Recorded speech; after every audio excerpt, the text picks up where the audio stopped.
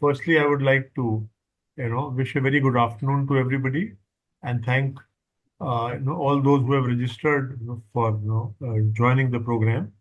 And we are sure that you will really, enjoy the program and learn a lot because we have got, uh, two stalwarts of the industry, particularly Mr. Raja Manickam and Dave. Now, I think even you have got, I think maybe 25, 30 years of, experience in the industry. So I would like to welcome everybody on behalf of Elsina.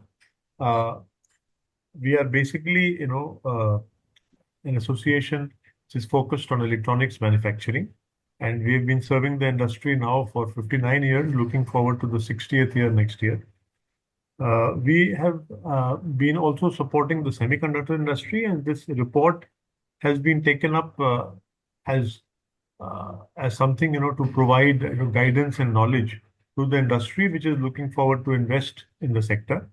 We feel that this is a very important area, very important subject, because it is necessary for, a sustainable, economy, for green electronics and energy management and all that. So I would just like to say a few words about, Mr. Raja Manikam. I'm sure most of the participants who are joining or who, would be joining now, I don't know Mr. Raja Manikam already. He is, a true a true stalwart of the industry. Has been in the industry for I think over 40 years now, and very, well known as the founder of, TESOL in the year 2003. And Sir, obviously also, also with all your experience and, you've been in the US for a long time, you worked with global, leaders and etc. And now, very recently, which is something really unique that at this, juncture of your career, you have launched a startup, if I may call it that. I'm sure it is still a startup, but, soon to become a large company, by the name of IVP Semi, which is a fabulous semiconductor startup dedicated to serving the Indian market with focus on, innovation, design competence, and to empower Indian companies to compete both locally and globally.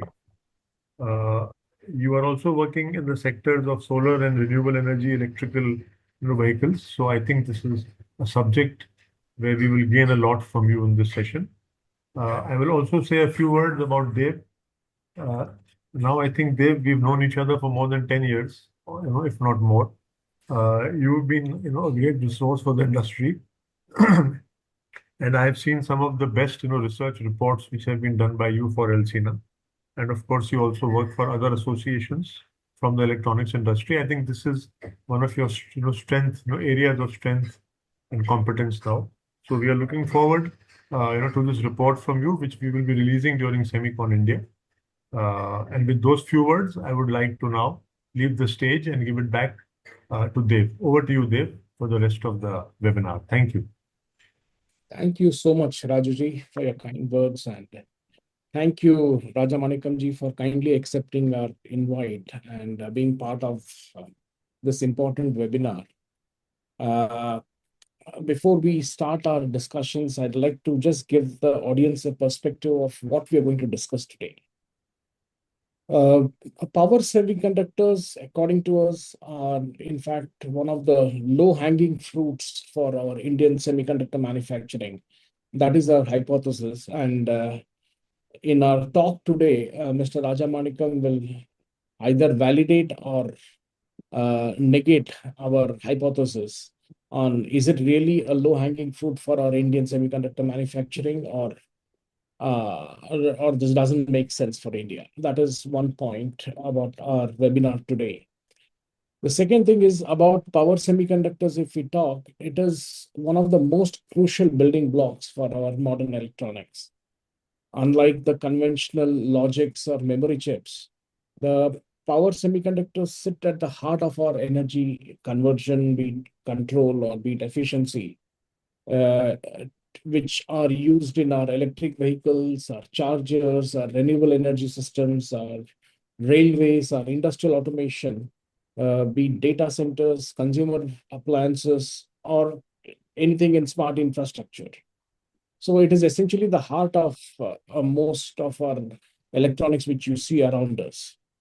And as India rapidly moved towards digitalization, electrification, more clean energy, and transformation in mobility, and the growth in manufacturing, which we are witnessing due to higher capex in India right now, the demand for efficient, reliable, and locally supported power semiconductor ecosystem, this will only grow further.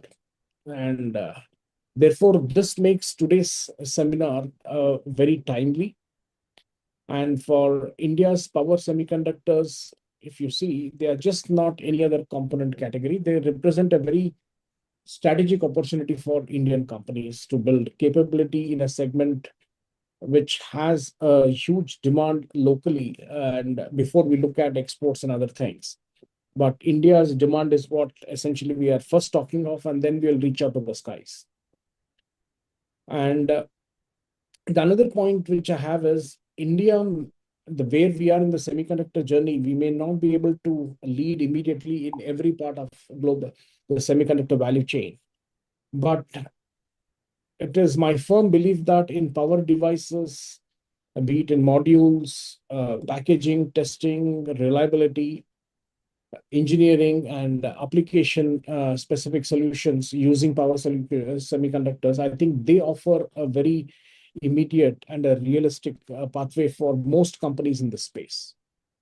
And this is also a space where there are a lot of Indian OEMs, the component makers, the design companies, the startups, the policy bodies, the associations such as LCNA. I think we all need to come together to share a roadmap. Rajuji already spoke of how LCNA has identified this as an important area, and they're working towards a report, which will be released shortly. So, in this background, today's discussion with Raja Manickam ji, is very important, is very valuable, because he's not just someone who understands the Indian market, but he also has a very good sense of the global market landscape, and he knows the Indian market realities very well. So I'm not going to introduce Raja Manickam ji, that Raju ji has kindly done that. But what I would like to do before we get on to some questions with Raja ji is I want to share some of my interesting conversations with him and some of the areas where he normally talks to me and we brainstorm on several matters. But these are also some of the important points he keeps talking about. I wish to first tell the audience about this, and then we get into our questions. One of the things which Raja Manickam ji normally talks about is India needs to move beyond electronic consumption and move towards a serious creator and a manufacturer of semiconductor products. He's very passionate about this. I've seen him making a lot of interesting perspectives which he brings on.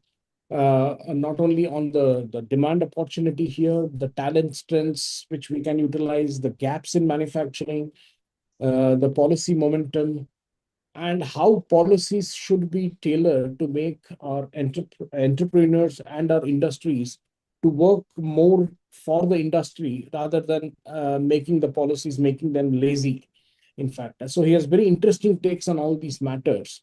And many a times he has emphasized that our semiconductor journey must be built not only on the fabs and the incentives, but they should also be around customers, product ownership, packaging capabilities, power electronics, startup-led innovation, and very strong supplier ecosystem. So in today's discussion, I'd like to draw upon all our past interactions with Raja and try and see how we can help us understand this segment more and set out, probably listen to his roadmap in terms of what we can do further in this segment. So thank you, Rajaji, for this, for kindly accepting our invitation and being part of this webinar. Shall we move ahead with our discussion, or would you like to make any opening comments, sir?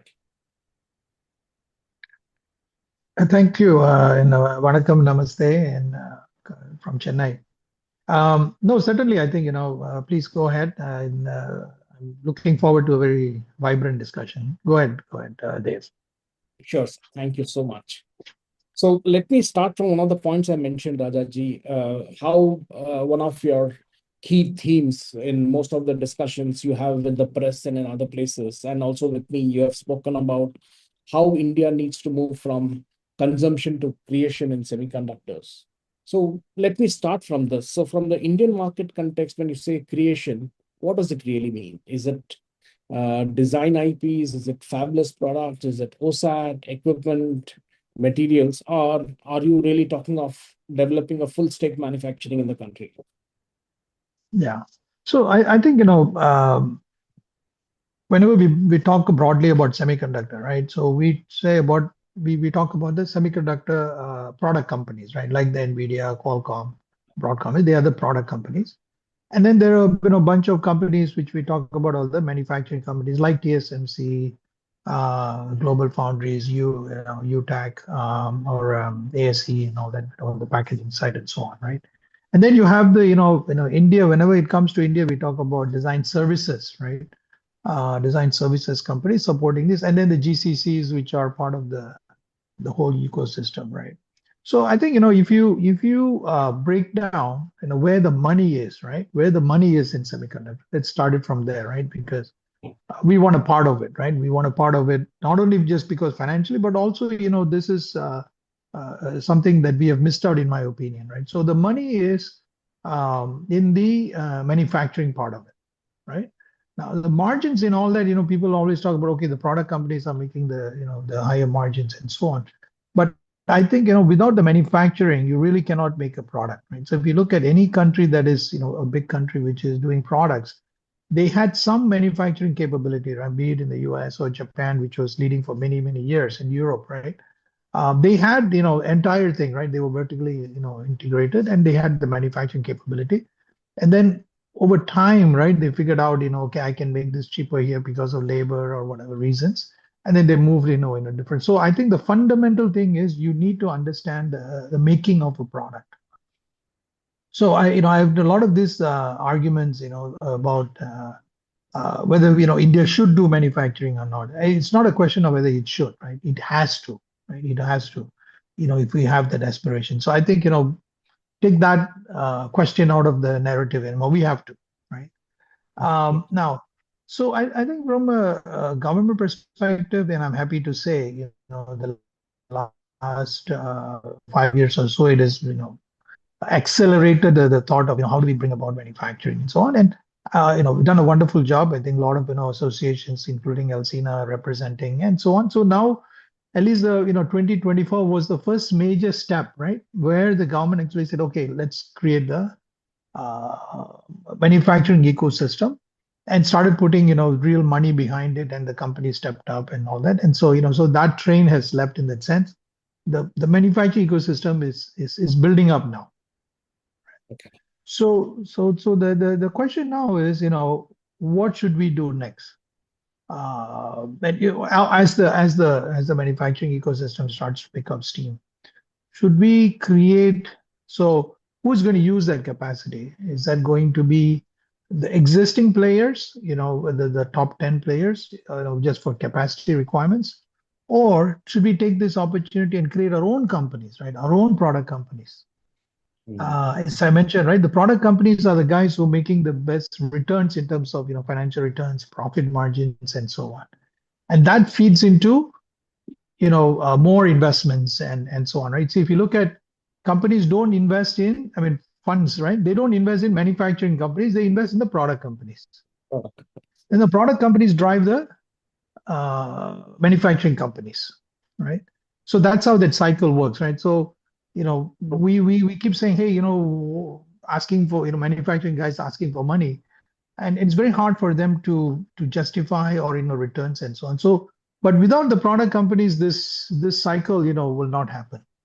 Yeah. So it's very, very important that in the next few years, right, we do that, what I call product companies, which are the demand creators, right? Just to our audience, when you say product companies, are you referring to design fabless companies, or is it something more than that? It could be, I mean, typically these days, semiconductor model is fabless, right? What we call asset light. So when I say product companies, Like Qualcomm is a product company, Broadcom is a product company, AMD is a product company, Nvidia is a product company. None of them have any manufacturing, assets, right? So they're all product companies. We need to build product companies. Right. So Yeah, IVP, the company which you run, so you are creating a product company in Power Semiconductors, right? correct, correct. So IVP is a product company. I come from TI. My first job was TI, and I said, look, I want to create an Indian TI. As you know, right, TI is a very well recognized, a company that has started in probably in the 50s and still chugging along and taking some leadership positions. So that's a product company. Now, why did I why did we want to have a product company? Because we want to create that demand, so the demand will fill the capacity that is coming up, right? So there is a plan behind it, right? So you are not creating this capacity just for the sake of creating capacity, or for some other people to just come and use as a kind of a job work, right? We want that money to be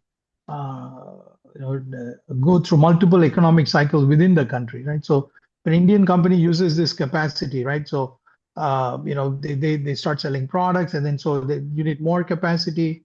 Then now you got more economic cycles, and then so it kind of feeds itself, right? So that's the whole purpose. Um, and as what Dave said, why did we pick IVP? I mean IVP to do power products. So here again, right? Um, Semiconductor is a volume business, right? In order for these manufacturing companies to exist, they need to do volume, right? I mean, you could do very niche things, but by and large, right?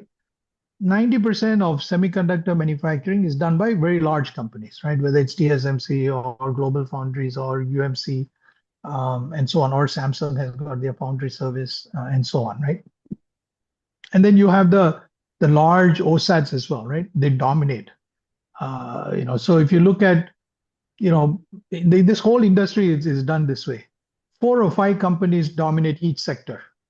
So if we look at processors, there'll be 4 or 5 companies that dominate 80-90% of all processor. Same with memory. If you take memory, there are 4 companies in the world that has about 80% of the entire memory market. And then you look at manufacturing, right? Wafers, right? Same story, right? So everywhere it is highly concentrated, right? All right. So that means you need the scale in order to play in this. Not to say that we will never get to that. So the thought is, how do you get there? Yeah. How do you get there? By building one brick at a time, right? So IVP, we selected power because it goes across the sectors, right? It's not one market, right? It's there in data centers. It is there in renewable energy. It is there in all the industrial. It's there in your home appliances. It's there in the PC market. Everything, right? That's what I call foundational product, right? Power. All right. And it's also an interesting thing that recently we see a lot of innovation happening in power as well. So it's not just a mundane, just trying to do what we've been doing for the last 40, 50 years, right? Transistor was the first, innovation that led to a lot of this, power manipulation and so on, right? So, so the MOSFETs and all that, which are foundational, have been around for 50, 60 years, right? More than that, right? 70, 80 years. But yet, we're still selling a lot of MOSFETs and IGBTs and so on. But there's a lot of innovation happening there from a material standpoint, packaging standpoint, thermal. So it's not a mundane sector as well. So there's a lot of interesting things happening. So we picked that which will create volume. And when it creates volume, then the whole ecosystem will start to build around it. So that's one of the reasons why we picked power. And so we're versus a lot of other startups, they end up doing very niche markets, right? Like for example, a camera chip, or a particular processor for doing something, right? So there, it's a very custom chip for a particular application. It does not drive the kind of volumes you need in order for to build the ecosystem. My goal at this age and time, I want to dedicate my experience and my effort in creating the ecosystem, right? And once the ecosystem is created, then a lot of other companies can join the party, if you may. Yeah. So related to this is the aspect of demand creation, which you always keep talking, which is as important as manufacturing. So how do you think Indian entrepreneurs should focus on demand creation rather than only on manufacturing and the technology side of things? Yeah, see, I mean, power is one of them, and then there is, other sectors as well, right? There is RF, and then there is microcontrollers. There's memory, right? There is also even memory, right? Today there is a huge memory shortage, right? Why not take a cut at that, right? You will not see a memory startup, but that could be something that we could drive as a 10-year project, with through some research from our institutions, IITs, and so forth. There's a lot of innovation happening there as well, right? So I think there are multiple areas that you could put in there, to for entrepreneurs from a product perspective. Now there are other, when I mentioned about ecosystem, right? There's other things, right? Whether it's materials or equipment and so on. And this is where, the small, medium enterprises have to play a major role, have to play a major role. And there's, more attention to them, how you fund them, how do you, so you close the loop by bringing these, where the innovation happens a lot, right? There's small and medium companies, our enterprises are where the actual innovation happens, right? They're always struggling, but that's where actually the innovation happens. How can the government support it through policies and so forth? I mean, that's how, if you look at, Taiwan, for example, there are thousands of companies supporting TSMC, literally thousands, right? They just live off TSMC. Because TSMC, is basically, putting all that together, but not necessarily, they actually make some of these things, or even like, for example, equipment maker like Applied Materials. They probably have 1,000 parts that goes into one of their big machines, right? And so the 1,000 parts, they probably have about 100 to 150 suppliers who are giving them, various things, right? It could be a vacuum chuck, could be a robotics arm, could be just the paneling, cleaning. I mean, there's so many things, right? That small, medium enterprise can do. So that's another aspect I believe that in the years to come we need to focus on. Very nice, very nice. So let me go back to the first hypothesis which I started this talk. And I've heard you say this many times, that how power semiconductors are essentially the low-hanging fruit for Indian semiconductor manufacturing. Why do you say so, sir? See, power. See, one of the biggest challenge in semiconductor for a semiconductor product company is definition of the product, right? When you define a product, right? When you define a product, you need to say, there's a lot of what, let's say, for example, a camera chip, right? A CCTV camera chip. What goes on into the hardware part of it? How much memory it needs to have? How do you interface between the blocks? Which part of it you want to do with the software part of it? Which ones you want to do in the hardware part of it? So there's a lot of you need to figure out, because there's a custom solutions that are coming out. So definition itself will take a year and a half, right? Just to put all these things together, what technology to use and why, and then you need to do some test beds to see whether these things will work together or not, right? So that's a 1 to 1.5 year process. And then you design the chip, which will be another 2 to 3 years. You tape it out and all of those kind of things. And then hopefully, the first silicon works. And then, you take that silicon and go to a CCTV maker or somebody, and then you give it to him. And the guy says, okay, give me another 6 months, 9 months for me to try it out, because he has to redesign the system, right? Because these are all, custom chip. So to redesign the PCB, there's some software he needs to change and all those kind of things. So it's typically a 7 to 8 year before you see maybe a purchase order. Wow. Right? So imagine, right? You've gone through this, right? I mean, you can do, Dave, you can actually do a study on this. Call all these startups and find out when they started, and where they are and where they expect, to actually get their first purchase order, right? A real purchase order, right? It's a 7, 8 year process, right? I can tell you. Any of them that you pick up today. Now, otherwise they're doing some IP, right? IP, you do some IP, and then some of them don't even do a silicon validation. They just start selling some IP just to survive, right? That's been our model, right? Do some service, and then while we are developing a product. So why we, for the power, especially the foundational products, the definition is already done, right? We are just, it's pin to pin compatible. You can create a very similar MOSFET or an IGBT or a DC-DC converter, or no. So if you take a TI or Infineon or NXP or ST Micro, right? So they have a catalog of probably 10,000 parts, right? So and these parts are going to be there forever. Mm. They may change some technology here and there, but those are foundational products. So what IVP is trying to do is create our own, products under the IVP brand.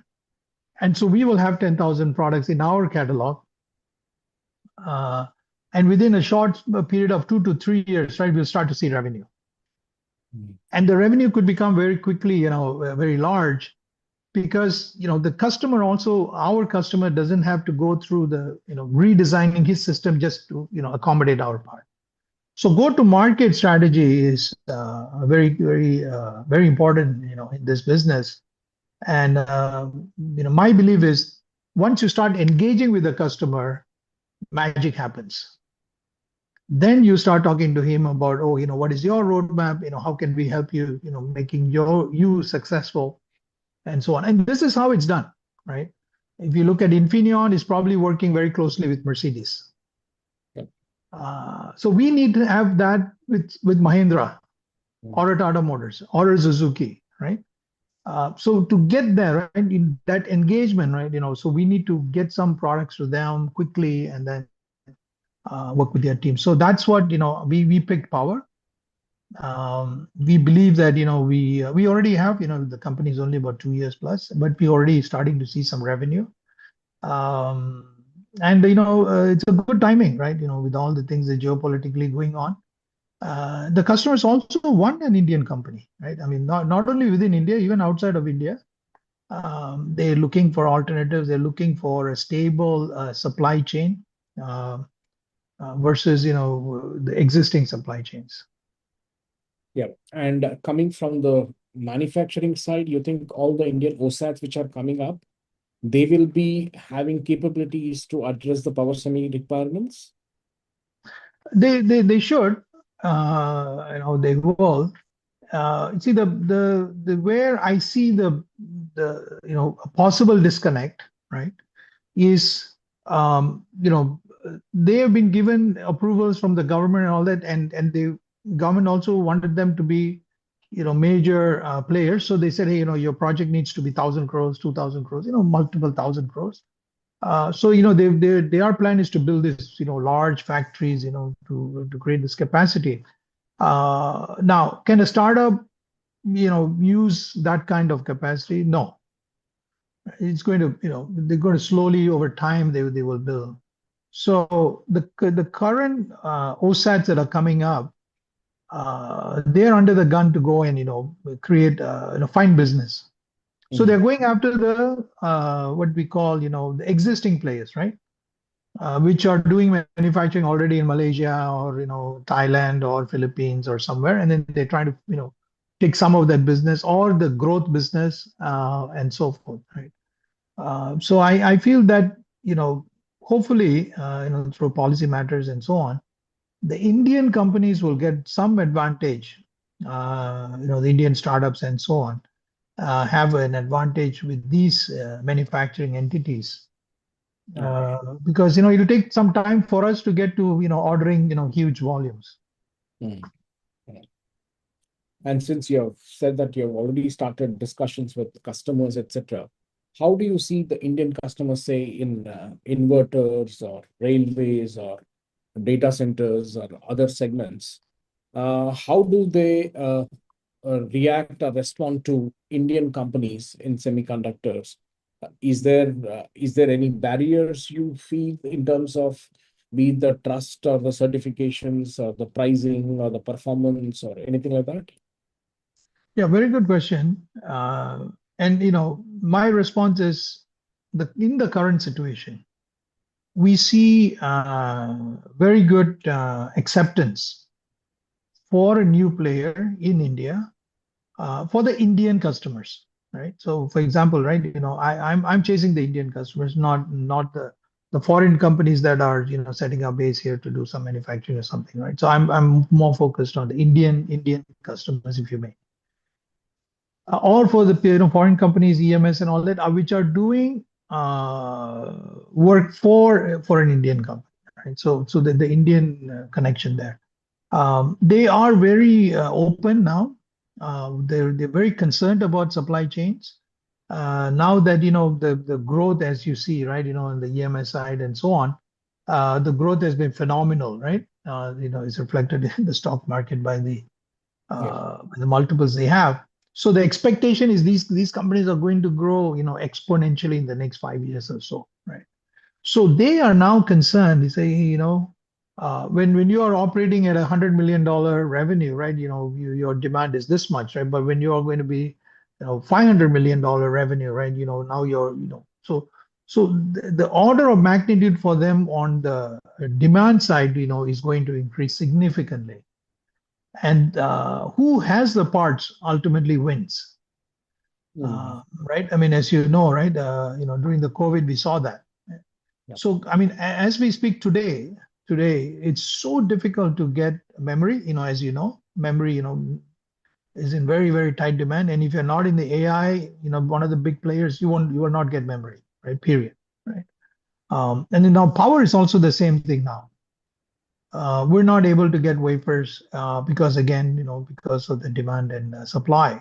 So I believe that people are looking at alternative supply chains. They're looking at new players who might come and who can, like for example, I guarantee if they design my MOSFET or a DC-DC controller, right? Say in an inverter, I guarantee them delivery. Right? So I will hold inventory in India for the Indian companies. So things like that, right? So a lot of acceptance. Right. And also the other thing is, slowly we are also getting into designing the chargers and inverters. Previously it was just, we did the box, Mm.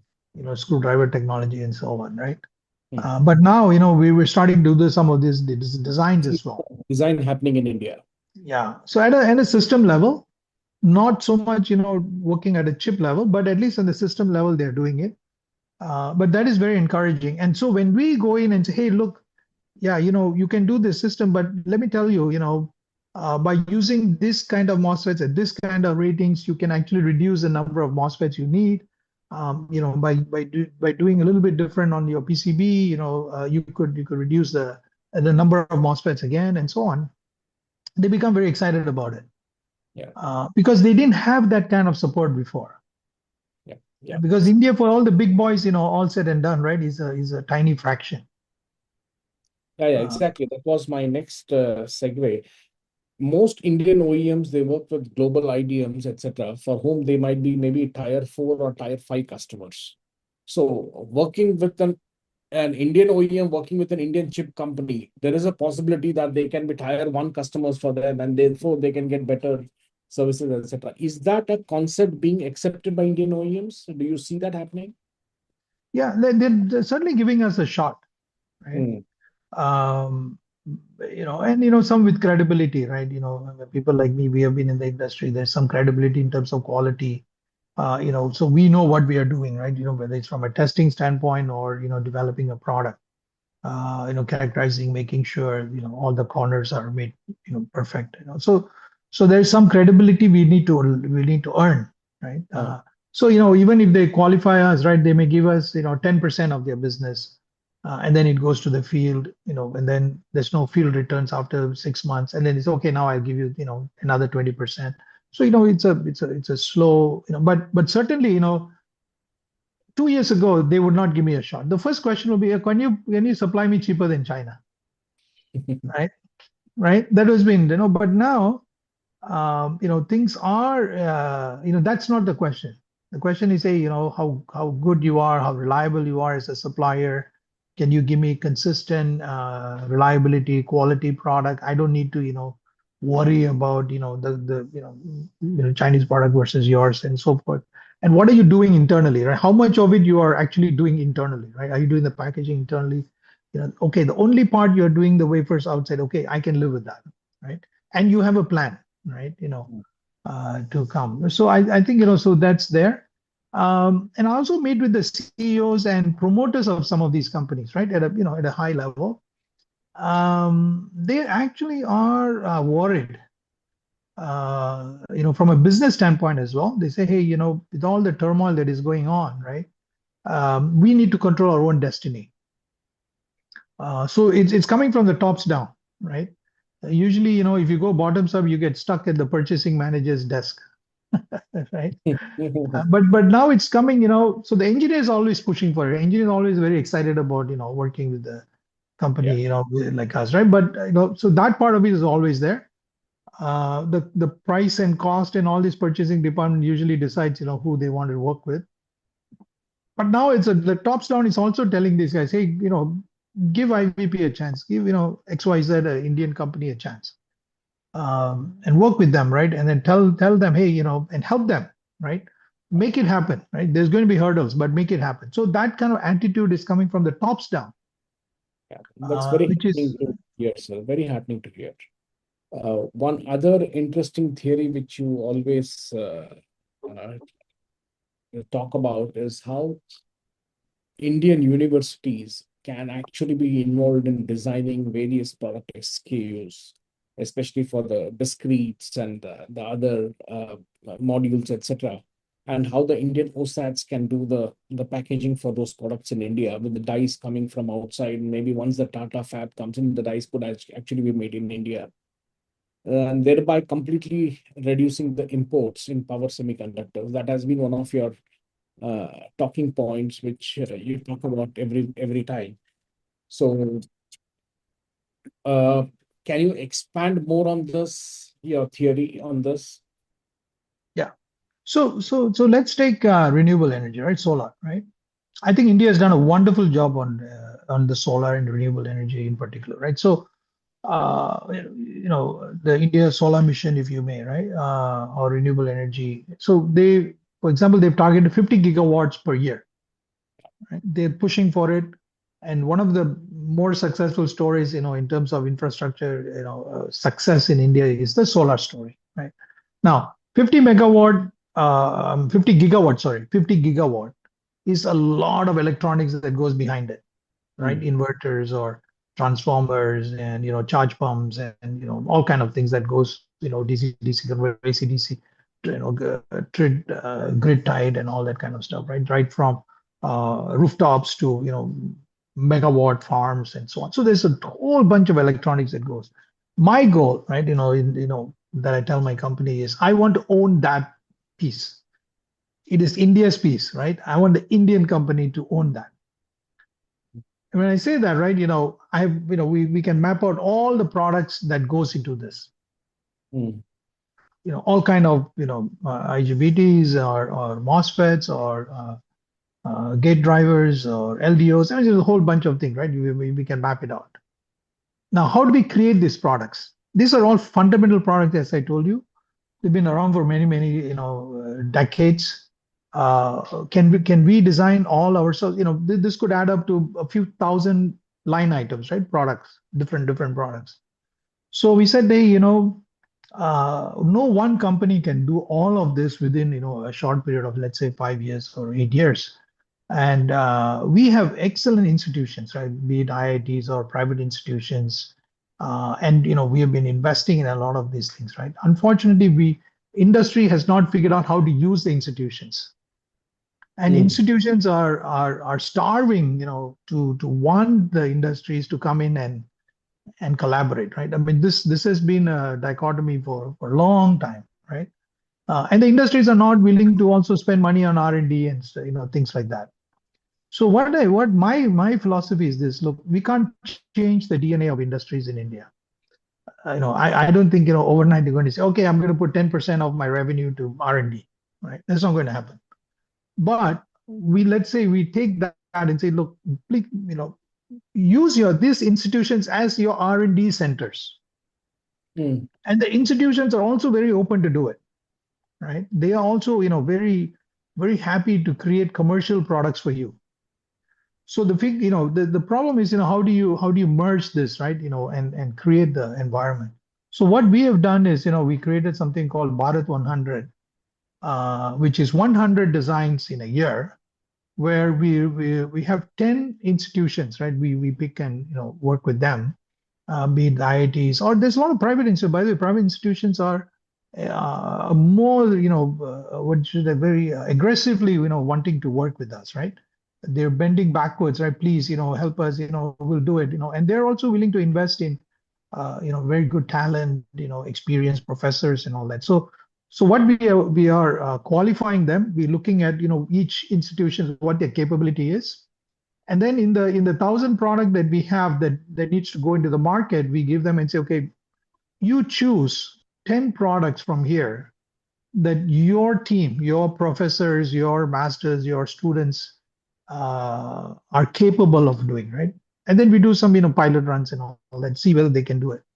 And the government is also helping us with the tools, right? As you know, CDAC is managing some of the tools for these institutions. So the ecosystem is there within the institutions. So we are using those institutions to create these kind of products. These are all fundamental, simple products, not to take away the gravity of what needs to be done, but relatively to a processor or something, right? I would not do a processor in this model.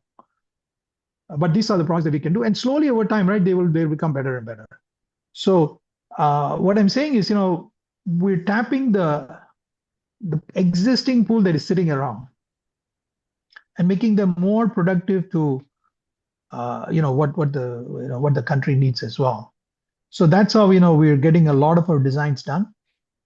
There's a lot of capability. A lot of labs are there for testing. If you go to IIT Madras or IIT Bhubaneswar and so on, they're all investing in various things, and they're also working with the industry people like us and saying what kind of equipment we need in order for us to do this. I mean, it's an eye opener for me, the kind of talent we have. And I hope that I'm talking to ISM and MIT as well. Instead of asking for a technology partner from overseas, why not also consider these guys as technology partners? I think very good classic example will be the GAN that has come out of Indian Institute of Science. Yeah. Right. And there are many gems like that within our institutions that needs to see the light. Brilliant. And taking that for, okay, before I come to the next question, the point to the audience, please use the Q&A panel here to type in your questions. I'll come to your questions in a bit. I have a couple more of questions to finish with Rajaji, and then I'll take your questions. You can use the Q&A or the chat, either one of those, to type in your questions. We already have a couple of questions there, but the more the better one. Okay. The other thing, sir, is for Indian chip companies, what is more important, sir, at this point in time in Power Semi? Is it owning the design IP? Is it doing the packaging part of it? Or is it owning the customers? What is more essential and more important? I think there is some story regarding IP, right? You wanting to have your own IP. If your IP is something very unique and can be a differentiator, right? Like for example, right? Qualcomm, right? Qualcomm's modem IP, right, is a very unique IP that is very hard for people to do, and a lot of companies use that IP to so even if Apple is buying chips from some other person, but because that IP used is owned by Qualcomm, they still pay Qualcomm, right? So when it comes to that kind of a thing, right, for example, Broadcom has a SerDes IP, right? Serial deserializer IP, very high speed IP they have. which is used across many products. So those are unique IPs that can become an IP model. So, but I'm not a big fan of that you need to have your own MOSFET IP, or you need to have your DC-DC controller IP. I think the more important thing is manufacturing and getting into the market, Mm. right? So to me, the whole world is R&D center. Whoever can make the best for that particular IP, I license IP, right? And they can use it, and I can use it, so democratize the IP. And the critical part is as far as I'm concerned, for India is we need to manufacture it in India and help our Indian companies, the end companies to become successful, to compete globally, and they will take us global as well, right? So that's the kind of thinking that I have. Not so much that you should own the IP yourself. I think critical thing is you know the first thing that needs to happen is the product, the end product, guys, willing to buy your product, and then you want to make sure that over time the packaging is done here, test is done here, and then finally the fab is done here as well. So that should be the progress we should work on. Sure. Last one or two questions from my side before I go to the audience. For young Indian engineers, sir, who are getting into the semiconductor sector, what do you suggest is a big opportunity for them from a power semi point of view? Is it in chip design? Is it in product engineering? Is it in manufacturing, packaging, testing, I think, equipment, or getting into solutions? yeah, I think all of the above, but I would say, where we are facing a lot of challenges is analog design, right? Power chip design, analog design. A lot of people are putting out, VLSI design, digital design. And my concern is, with all this AI and all that, I think a lot of that will face challenges in terms of the number of people required to put together, let's say, an Intel, processor, right? For the digital side of things. So I think analog design is something that I think young engineers, it's a very exciting thing as well, because you'll start to actually distort the signals and see how it works and so forth. It's a lot more hands-on kind of approach, right? That's why I say we need to create a tinkering mindset, right? In the high school itself, right? So they're more happy to do those kind of things, and then develop those skills. Lots and lots of opportunities. I mean, we're struggling to find power designers, system designers, thermal management, even in the packaging. So this materials guys, very very fundamental stuff, right? We're really not talking about rocket science. Yeah. And I think we're primed for it. I mean, but the education system has to also kind of move us towards that, right? I think the digitizing part of it, what goes on top, right, is already done. So what we are trying to do is at the fundamental level, change a lot of things. High voltage DC is becoming a standard. Even today I saw in the papers, right, the data centers are moving towards 800 volts DC versus 48 volt DC and so on. So there's a lot of things that will change. And so these are all at ground zero for us, I mean, for Indians, right? So we can, we have, there is no advantage so, I mean, we have equalized playing field to get into these areas. So I would encourage, engineers to focus on those kind of things. Fantastic, sir. Fantastic. So one last question from my side before we go to the audience questions. So the global power semi companies are essentially the large IDMs who have been there for a long time, and they have a large brand also they live up to. How do Indian companies compete against them? Is it through cost? Is it through customization? Is it through shorter lead times, system level integration, better services? What do you think should be the mantra for that?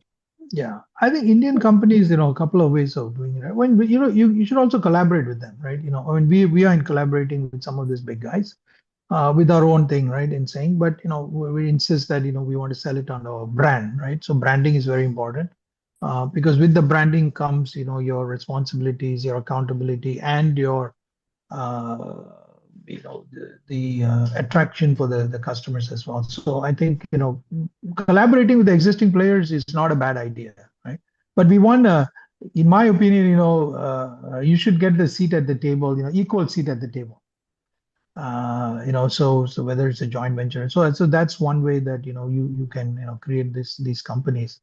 I think the other thing is the some amount of R&D, institutionalized. So I'll give you an example, right?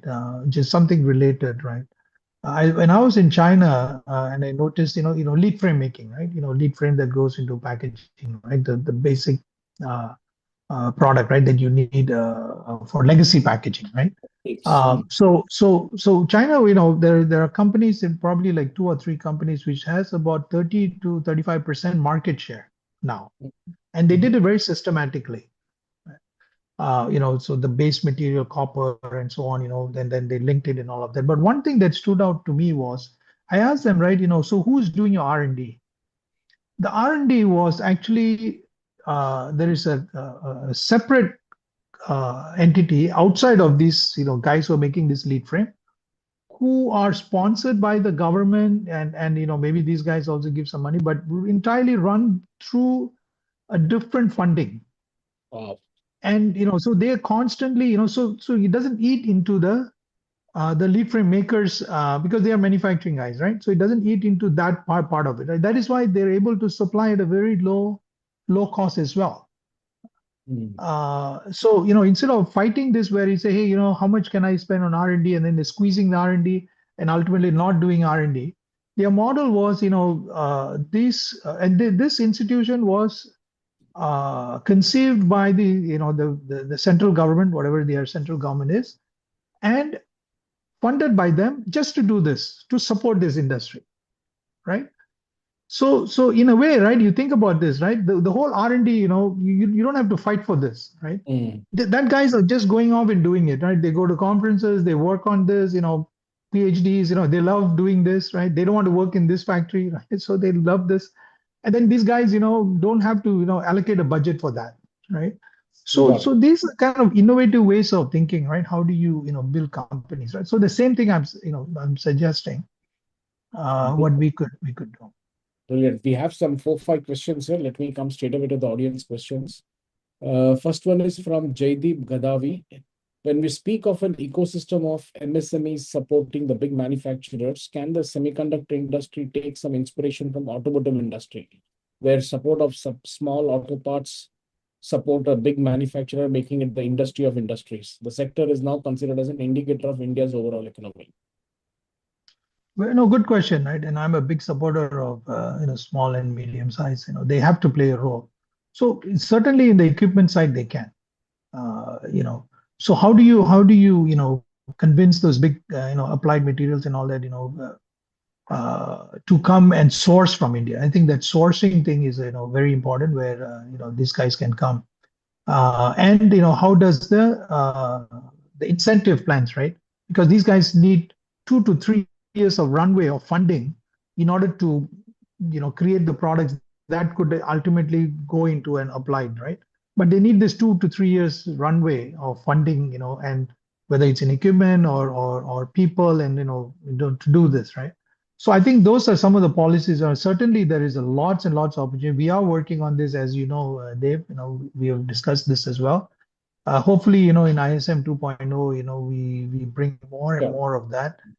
We are also starting to see some material players now coming as well, right? There's a lot of material guys. Yes. Even like tomorrow, I'm meeting somebody who's working on recovering wafers, because a lot of test wafers go through, right, at different parts of the process, and then you can strip it down, and then so that's a business, right? It's not a huge business, but it's a few $100 million business, right? So Yeah. things like that, I think, we need to look at and educate our, small industries. Sure. The next question is again from Jaideep Gadavi. What global share of power semi market can India acquire? If you permit me, sir, let me just share some of the things which we have been studying currently in this for this power semi report. Can I go ahead and answer this, and then I'll take Please, your view? please, please, please go ahead. Yeah. Yeah. So the global market of power semi is estimated somewhere to be around 75 to 80 billion dollars, and India's market currently is about 3.5 to 4 billion dollars. And of this 3.5 to 4 billion dollars, what is actually made, what is designed in India and is up for can be targeted. We are estimating it currently to be around zero point 0.2 or 0.4 million. 0.4 billion, sorry, 0.2 to 0.4 billion. So when you compare $80 billion global market and what the Indian companies can realistically achieve based on the Indian market demand is about 0.4 billion, while the demand in India is about close to 3.5 to 4 billion. So I think before we look at the global share of power semi, etc., there is a huge 95% of Indian market is yet to be tapped by Indian companies. I think we should be aiming for that first before we even think of global market. That is my view, sir. What do you say, Rajaji?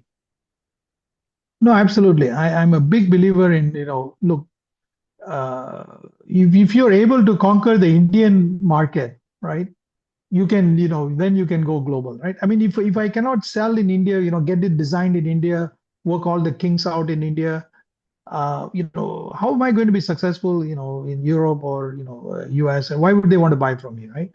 So China did that, right? China, they indigenized everything, for if you look at all the Chinese products, right? They will almost be 90% will be made locally. And then they started, I mean, the classic case is Huawei, right? Huawei has a silicon group called High Silicon. Yeah, And then now High Silicon is selling, processors and all that, outside of, and that is why they conquered all the telecom equipment, right? And got this Nokia and all these guys out of business, Ericsson and all these guys. yeah. Okay. Bhuvnesh Thakkar writes that my observation, while designing, they ensure to use components which are manufactured in China only. So these are the low cost components and makes their products low cost. The question is, what makes them low cost, is it? Yeah. So his observation is that most Indian OEMs, while designing itself, they ensure that the components which are manufactured in China, they are only specified. Therefore, their end product cost is of much Yeah, cheaper what it can be. So we yeah, need to yeah, get it and target this at the designing stage. I think that's what Mr. Bhuvnesh Thakkar's observation is. yeah, yeah, yeah. So you're right. You're absolutely right. Even, a simple thing like a charger, right? The charger that goes into your PC or your phone and all this, right? There is a company in Guangzhou in China with about 500, 600, charger designers, right? So the world's chargers design is done there, right? So if we don't break that, right, and do our own design, right, we cannot, establish which components, right? So it's a very, very important part. But the good news is this: we are the only country, if you look at it globally, which can do this. We do have a lot of designers, right? We do a lot of chip design, we do a lot of system design, we do a lot of software guys, right? So the question is, how do you put all this? First thing we have to learn how to work together. Okay, Yeah. we So can do we that, yes. 7, 8 more questions. I would request to keep the answers as short as possible so that we take in more questions. When do you think, this is from an anonymous attendee, when do you think power devices with diamond and gallium oxide devices will become more common compared to SiC? I would say probably about 8 to 10 years. There's a lot of research done in diamond. Again, we have an opportunity because we understand diamond from a jewelry as well as, artificial diamond. Maybe 8 to 10 years. A lot of research is going on to Okay. become mainstream, to go mainstream. Okay. Amit Katyalji writes, India clearly has the talent, but what is our roadmap for developing the next level of innovation? When will we see Indian talent climbing the global innovation ladder and not merely excelling at packaging and manufacturing, but creating breakthrough ideas and technologies? A good question. I don't know whether I have all the answers, but I believe that the institutions which are, whether it's the Stanfords and MITs and so on, right? Berkeley's are the ones. So we have our own versions of it. And a lot of our guys are actually doing the research over there as well. So, just bringing them together. Funding, I think, is very important. My request for some of these, if some of the family businesses, wealthy family businesses are listening, please fund these guys. These are the passionate people that can make something. This is what happens in the US and all the developed countries. Do your part, right? Because they're starving for opportunities, that because these are all long-term things, right? So I think funding is an important part of making these guys successful. And don't be worried about failure, right? So you can fund a failure and it's okay, right? That's how it is. Yeah, Srinivasa Balaji writes, what are the type of scraps? I think this refers to the point you made, generated, and how we are disposing currently in the semiconductor production. Could you please let us know? Yeah, again, right, the industry is very mature.